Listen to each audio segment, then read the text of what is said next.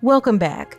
Today we wanted to reintroduce you to one of our very favorite fan theories. Okay, full disclosure, it's one of my favorite fan theories that we did on the film Queen and Slim. This is a movie that I really fell in love with, and I talk about that some when we do our breakdown and fan theory in this movie, but we wanted to reshare this with you because it actually was on one of our other channels, and because it was there, a lot of you haven't seen this video, and we just think it's amazing. We also have a brand new video coming for you guys in the next day or so don't worry about that. But in the meantime, if you haven't seen this, and even if you have, just sit back, relax, and enjoy this fan theory about a love story, Queen and Slim. I'm Heit. And I'm Cheri. And you've discovered Axiom Amnesia.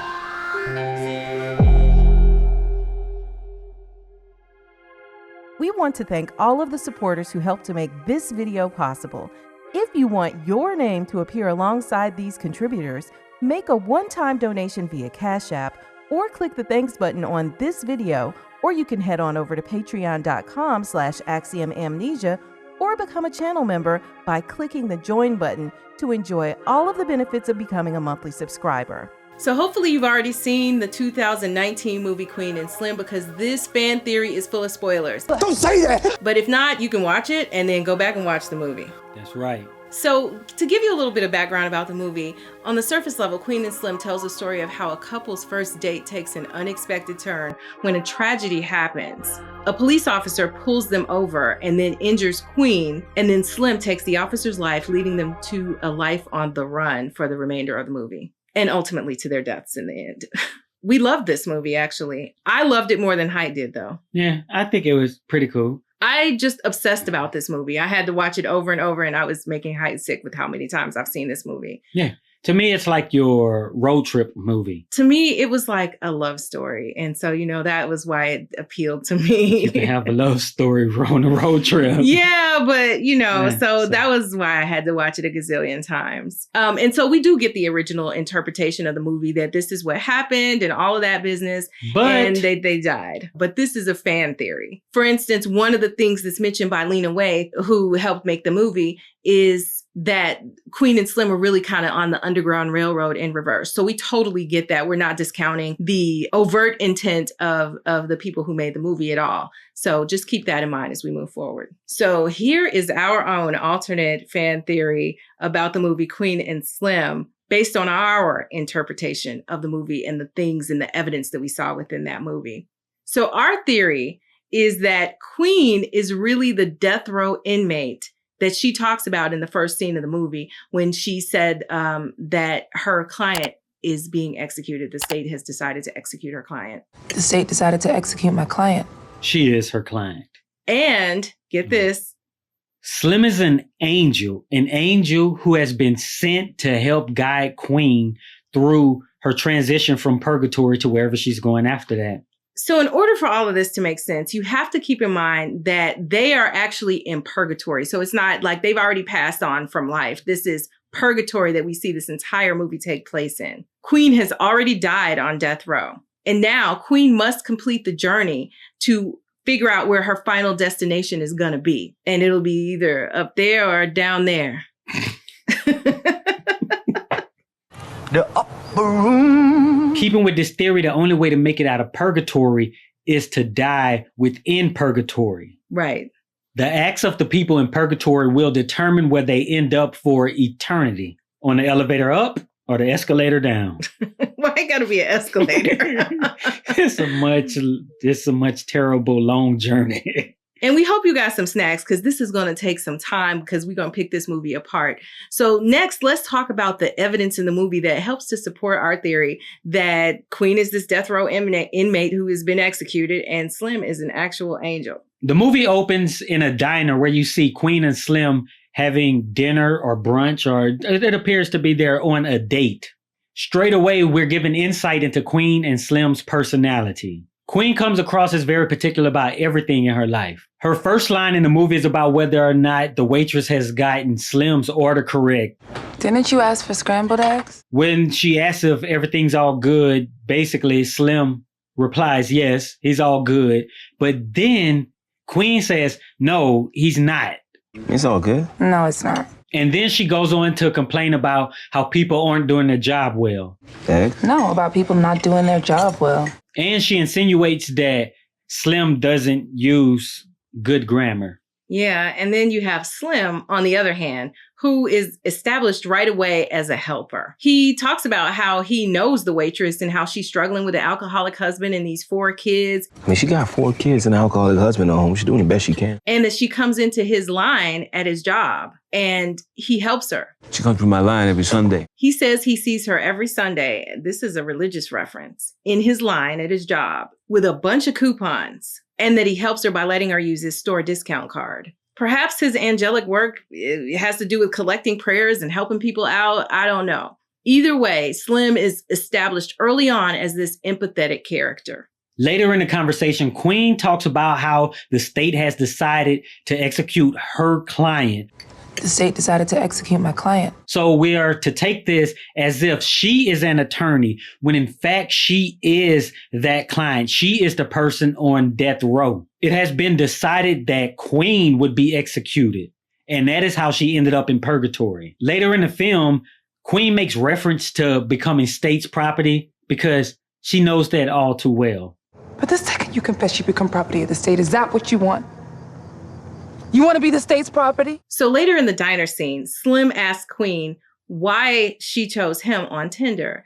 And her answer is far less important than the fact that he was the one who actually reached out to her first in order to help her. But she merely accepted. You had this sad look on your face. I felt sorry for you. It's also important to note the subtle clues in this first part of the movie that establish how religious Slim really is. My dad took that picture of me. And to be honest, I don't have many photos of myself. He said grace over his food while Queen just looked around so that she could complain about her order. He wears a gold cross necklace, and the license plate on his car reads, "Trust God." And this diner looks very eerie. It looks out of the ordinary. I'll say that.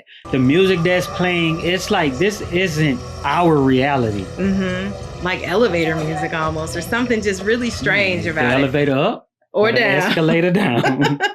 So next, let's talk about evidence from the movie and the confrontation with this police officer. After the diner, after the date, they're in a car and they're headed, I presume, to Queen's house because Slim has to drop her off. So they get pulled over, and then the officer's giving Slim a hard time during the traffic stop. And then Queen is getting argumentative with the officer. I mean, almost escalating the situation.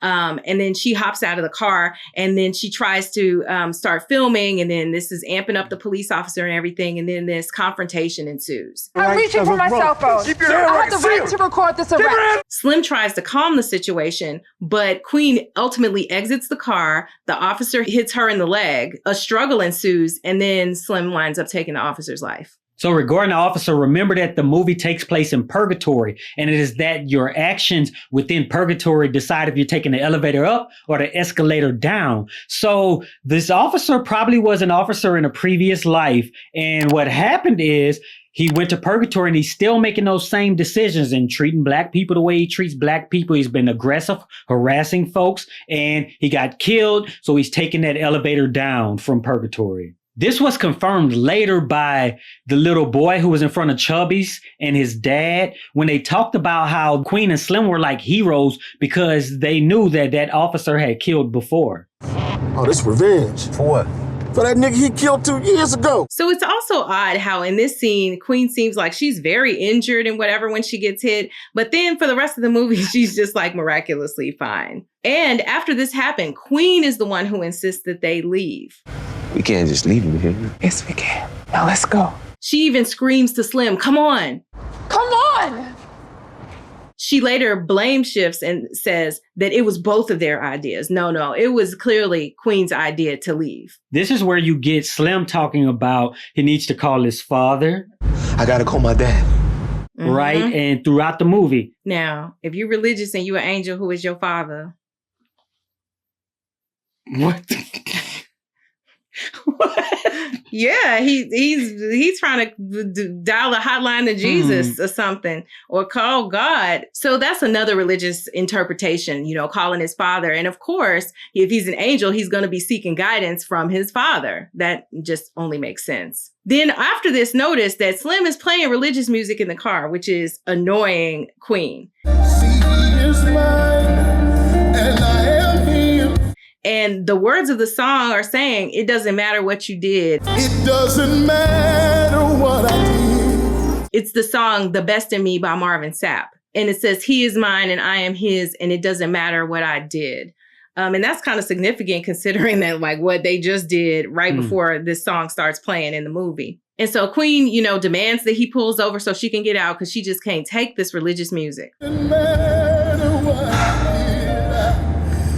Can you please turn that shit down? So now that a whole lot of stress has been added to this new relationship between the two of them, let's take a closer look at Queen and Slim's personalities and what's developing here. Throughout the movie, Slim is a stabilizing force. Queen seems very uneasy. She is very picky. She's very demanding. She has lots of stipulations. She is choosy about the eggs in the diner. Didn't you ask for scrambled eggs? She nitpicks at Slim's grammar. She complains about the way he is eating all the time.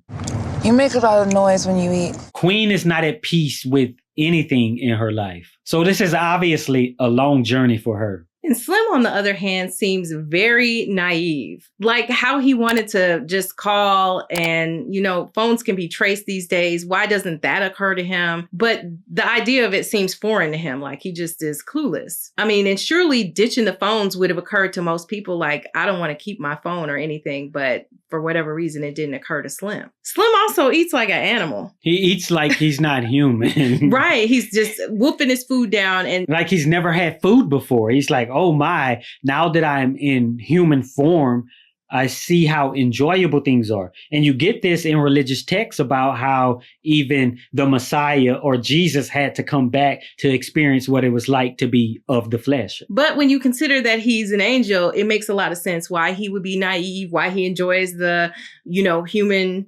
experience and all of that. Another thing that's interesting about Slim is that anytime somebody brings up death, he always says, don't say that, don't say that. What if they kill us? Don't say that. And he seems very afraid. And I think that the reason is because he knows that death in this place, in this purgatory, is leading to finality. Like this is the last stop before the decision. Slim knows that Queen isn't ready for this transition. And if she dies in purgatory and isn't ready, then, that decision is going to be final for her. And she won't make it upstairs if she was to die before she's finished with her journey. When Queen and Slim stop in that parking lot to get food, Queen complains about how Slim is eating or whatever, yet again. And she confesses that she normally eats alone. I eat alone most of the time. Now, who normally eats alone? Death row inmates, people on death row. And it is also revealed to us that she doesn't have any friends. She doesn't have any family. What about your family, huh? You don't care about leaving them behind? No, I don't. She lives a very solitary life. She's in solitude. She's on 24-hour lockdown on death row. So later in the movie, when Slim tries to rob the gas station at Queen's prompting, he doesn't actually have to rob it because the guy who's the clerk says that he will pay for the gas if Slim lets him hold the gun. I'll pay for your gas if you let me hold it. And naive, I want to call him Naive Steve. Naive Slim says, here you go, take the gun. The guy points it at him and he's like, holding a deadly weapon that just makes me feel so alive. And then the guy sees good in him and says, hi, I'm just playing, here's the gun. I'm just messing with you, man. Because he is clearly an angel and he can feel that. Mm-hmm. But we're at the point where Queen hasn't.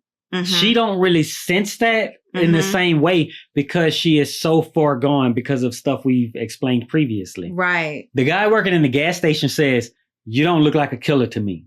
You don't look like a killer to me. But that clerk is either deranged, evil, or both. And it makes you wonder, how he ended up in this place, purgatory, where he is. So even more evidence from the movie. Let's talk about Uncle Earl, played by Bokeem Woodbine. We never seen him in a role like this.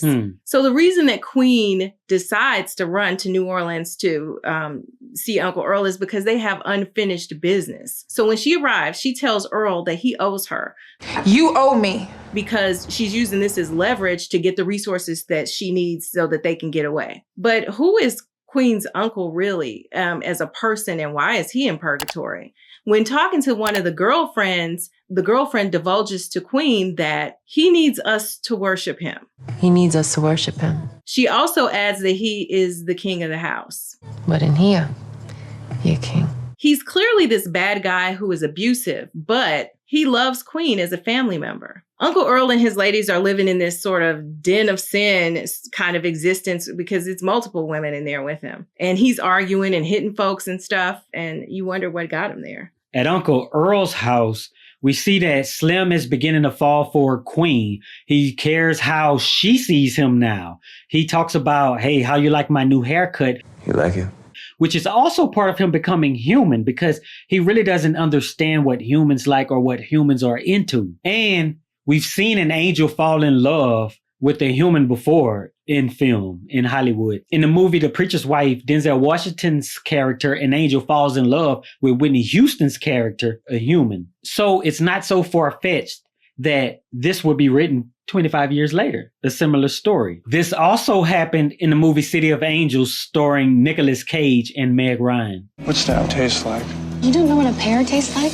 This is Earl.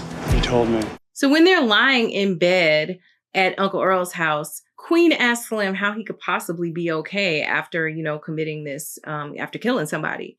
And so Slim poses another question to her, which kind of indirectly makes her reflect on herself. Slim says he wonders if God wanted him to die in that incident with the cop. What if God wanted me to die? I messed up his plan. And how he wonders if he did the right thing. Could this also be Slim as an angel contemplating whether he should have intervened at that moment and saved Queen from, she may have been killed or something. So he seems like he's kind of questioning himself. Because as a human, he has certain feelings that he probably doesn't have as an angel. So then he's like, wow, maybe I shouldn't have done that. Maybe it was her time to take the escalator downstairs. But even while Slim is contemplating his own standing with God, he still is trying to help Queen. But it makes her think of whether she's done the right things in her own life, too. He still is leading her through this journey of purgatory, even though he's got his own set of issues now because of his involvement with her. Lying in bed, Queen admits that she's scared, and Slim reassures her that he is strong enough for the both of them. Queen then tells Slim that her Uncle Earl owes her because she got him out of prison for killing her mother. I got him out of prison once. For what? He killed somebody. Damn, who'd he kill? My mother. That was a bombshell. Queen then says that she is rubbing Slim's head for good luck. Slim responds with, I don't believe in luck. I believe everything is destiny. I don't believe in luck. I think everything is destined. Of course he would feel that way. So let's talk about this large body of water that is referenced in the movie. I thought it was odd when they say large body of water. That was just out of place even the first time I saw it. We'll be standing in front of a large body of water. The actual words, large body of water. What about that large body of water? Who would say that? Just that whole phrase. And you got a friend that got a plane to get you over that body of water. But either way, Queen and Slim have to cross this large body of water to escape. And of course, a large body of water could be the gulf between life and death. We sort of touched on that in our theory about Jason's Lyric and how Jason and Lyric never made it to Dallas. So clearly we have these references to both crossing rivers, which is symbolic, like the river Styx, you crossing over between life and death or life in the afterworld. Check out that video if you haven't seen it. We'll link it in the description. But it could represent like the expanse between life and death. And so this large body of water that must be crossed. So Uncle Earl has an idea of what has to happen next. So we talked about the common interpretations of it, and a common interpretation in this movie would be that this large body of water is like the Ohio River if they were really on the Underground Railroad. And, enslaved people who were trying to escape north needed to cross the Ohio River to get to freedom. So that's a common interpretation, but we talked about how this is our interpretation. So we're not saying that common interpretation is wrong, but this is just a completely different vein that we're going down, a different path. So back to our theory, the large body of water could be like the river Styx, this gulf between life and death that must be crossed when you go into the afterworld. When the two leave Uncle Earl's home, they're driving in Uncle Earl's car and a song comes on. That song references butterflies and has the lyrics, "I'm searching." This reference to a butterfly is really about that transition from a caterpillar into a butterfly. On this journey, Queen is searching for peace, and there's this transition from actual life into the afterlife, into the life after the afterlife. Right. From life to purgatory to wherever you're going for eternity. And for that transition to take place, like Queen definitely has to go through. She herself inside has to change too. Yeah. Not just you going from one thing to the next. So yeah. If you want to become a butterfly rather than a dead caterpillar. So yeah, while they're on this journey, Queen is also searching for peace. Just, the song is searching, Queen is searching. Next, let's talk about the juke joint. So while on the trip, basically Slim is driving and he decides he's just going to stop at this juke joint because he heard a band playing. I heard a band playing. I want to see where it was coming from. More human experiences. Queen wants to keep going. We need to keep going. The atmosphere in this juke joint are just the way it looked and stuff. It was very similar to that diner. It looks like it was the place that you go while you're on that journey to your more permanent place in the afterlife. So Slim goes to get a drink for Queen and himself, presumably. The bartender says the drinks are on us. Oh, these are on the house. Basically. So they get free drinks, because why not? So again, this juke joint seems like it's somewhere along life and death. And so in the same scene, Queen and Slim start to dance with one another. And then they start talking telepathically. What do you want? I want a guy to show me myself. Hearing thoughts in each other's head. So one of the things that Queen describes in her telepathic thoughts is the type of partner that she wants. She wants somebody who's going to love her, but will also let her solve her own problems. I want him to hold my hand while I nurse them myself. So in the next scene, you have Slim telling Queen he wants someone who will love him no matter what. I want to ride or die. Somebody who would hold his hand and never let it go. And we hear this come up later in the movie, in the climactic scene. Someone that's going to hold my hand and never let it go. He wants a woman who's going to be his legacy. She going to be my legacy. And as long as she remembers him fondly, then that's all he needs, he says. So as they continue to drive, Queen stops because she sees what? A pale horse. So obvious what's going on here. So Queen convinced Slim to actually ride this pale horse, which is very eerie when you think about they're actually in purgatory and the angel is riding the pale horse. In Revelation 6:8, it says, "I looked, and before me was a pale horse. Its rider name was Death, and Hades was following close behind him." Is Slim the angel of death? He's definitely riding that pale horse, though. Yeah. And he's guiding Queen somewhere. He's already saved her from the escalator ride down. So the next thing we need to talk about that was more of a possible whole, if we didn't explain it and so that everything makes sense, is this idea of Slim talking on the phone to his father. So in the next scene, the car has to be fixed. And while the car is being fixed at the fix-it shop, we see Slim go and he goes and takes the phone and then he calls his father. Well, on the other end, his father answers the phone and the police are there. Well, what you got to understand is that Slim, he's not just an angel with his own body, like he's in a body of somebody else who was in purgatory or, at some point. Ernest Hines is the name of the person whose body Slim, the angel, is inside of. And so we hear the name Ernest Hines at the very end of the movie. So that's who he's calling. And so Slim is trying to reconcile with the father with Ernest's father, because, he want to make that right. Here he is, Slim's on the run with Ernest's body, so to speak.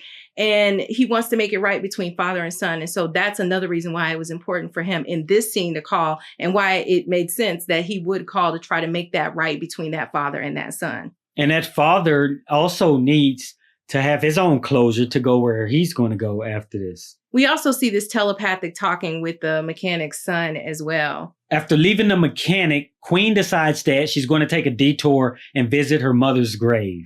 Her mother wanted a connection with her, and Queen did admit that she didn't care whether or not she made a connection with her mother or what was going on with their relationship, and that she didn't need her mother anymore. They had grown apart over the years. In the next scene, she explains how her mother was accidentally killed by her Uncle Earl. How can you defend a person that killed your own mother? I knew it was an accident. At the same time, Queen admits that it pisses her off that Uncle Earl was alive and that her mother was gone. And it makes me wonder, and, as we talked about it, did Queen do something to Uncle Earl? And that's why Uncle Earl is in purgatory. He did, because he didn't kill the mother, even if it was on accident. And why Queen got executed this makes sense to me, that this could be what landed her on death row to begin with. But just like every good love story, we got to have a nookie break. When they arrive at Uncle Earl's friend's house, the Shepherds, they have dinner. And this is at a point where Queen says grace after all that has going on. I'll lead us in prayer. May I? All this, I don't do this. And, she was annoyed with God, talk, and religion. Gospel music, she said a grace. I'd like to start by thanking God for the breath in my lungs. She thanked God for food, shelter, and breath in her lungs during grace. And remember earlier, she had an actual argument with Slim about how she did not believe in God. Oh, you one of those people that think God is a black woman, huh? I don't believe in God.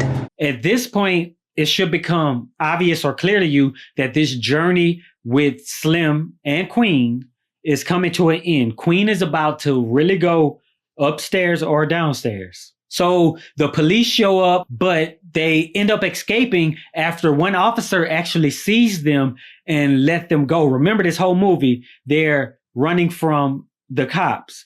Cop sees them, let them go, because we have that thing with Slim again. This is an angel who has this aura or whatever that everyone can sense. So now they're on the run again, and they're trying to find a plane. The shepherds, shepherding them, have told them, hey, you got to get a plane to get across that big body of water. I know somebody with a plane. So now they're off to try to find a plane to get across the body of water. They get to the address that they've been given, and there's nothing there. No house, no nothing. It's late at night. Slim's pulled over, and they're, about to take a nap and go to sleep. But before they do, while she's trying to get to sleep, they have this conversation about Slim, where babies come from, right? Weird thing to talk about. So another thing that's important to point out is on that ride before they get to the destination, this address, there's a part where Queen is hanging out of the car and she's smiling and just enjoying herself. And at one point she says, "Swear to God." Swear to God. And Slim responds, "Swear on something you believe in." Swear on something you believe in. And then she said, "I'll swear on you." I'll swear on you. Now she's showing that she has some type of faith. Now, we've seen her pray to God, but she also has faith that Slim is going to, she trusts him and that he's going to lead her in the right direction here. At this point, we do know that Queen now is believing in God, but she also is making it up to Slim because earlier she had told Slim she believed in him before she sent him in to rob that convenience store. You got this. I believe in you. But of course, she didn't really believe in him. She just wanted him to go rob the store so they could have gas to, continue on their journey. And so this is her kind of making up for that to say, no, I really do believe in you. And she didn't want to argue with him, too. So she didn't argue with him in that moment. And I think that shows a whole lot of growth for Queen, especially considering how she started. Queen asked Slim to tell her a story. And basically the story is that Slim wanted to know where babies came from. I want you to tell me a story. Slim said that he went to his father and he asked him where babies came from. He said that his father said babies are a product of two people who need something from each other. He said maybe they needed to feel seen, maybe they needed to feel loved. Or maybe they needed to feel human. Maybe they needed to feel human. Queen and Slim both need something from each other. Slim needs to feel human because Slim is not a human. Slim is an angel. And Queen helps Slim to feel more human. Yeah, he felt more human because he got to eat food he liked. He got to get it on, and he even fell in love. Like all of these great human experiences. And so in that story where he's talking about where babies come from, Slim says he asked his grandmother where babies come from. And the grandmother said, And I asked my grandmother. That babies come from God and that they're God's way of making sure that no one ever really dies.